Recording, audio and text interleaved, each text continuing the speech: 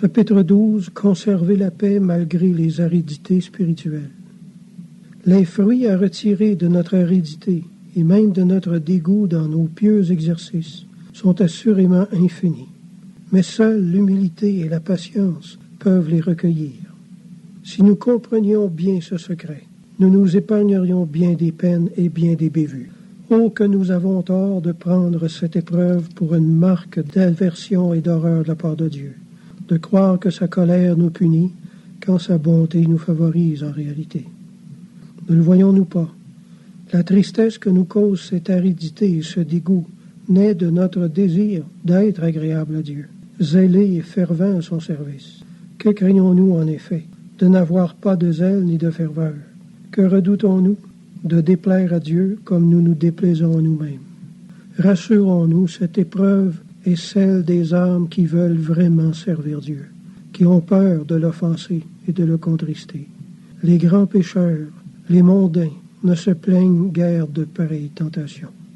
Hélas, c'est là un remède qui n'est pas de notre goût, et contre lequel notre cœur se soulève, mais il nous fait à notre insu un bien merveilleux.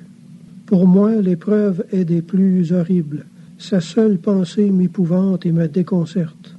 Alors tant mieux, plus elle vous afflige et vous humilie, plus aussi vous en retirerez de profit. Mais notre âme ne comprend pas, et c'est pourquoi elle refuse d'avancer sur une route où elle ne voit ni ne sent rien qui ne lui déplaise et ne l'afflige. Parlons net.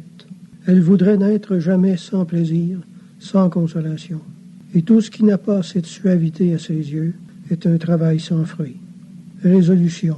Dans mes exercices de piété, et tout d'abord dans ma méditation, je suivrai Dieu.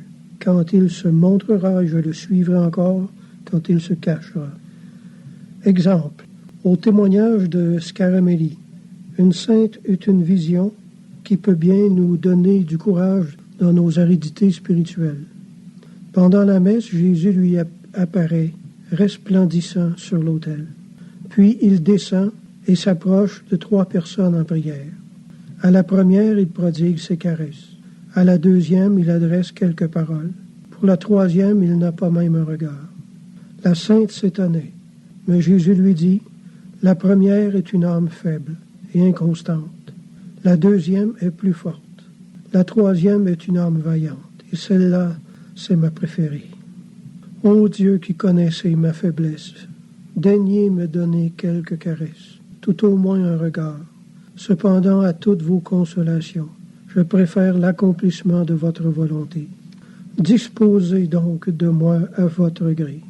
Tout ce que je demande, c'est de rester quand même et toujours fidèle à mes exercices de piété, fidèle surtout à la grande loi du saint amour. Amen.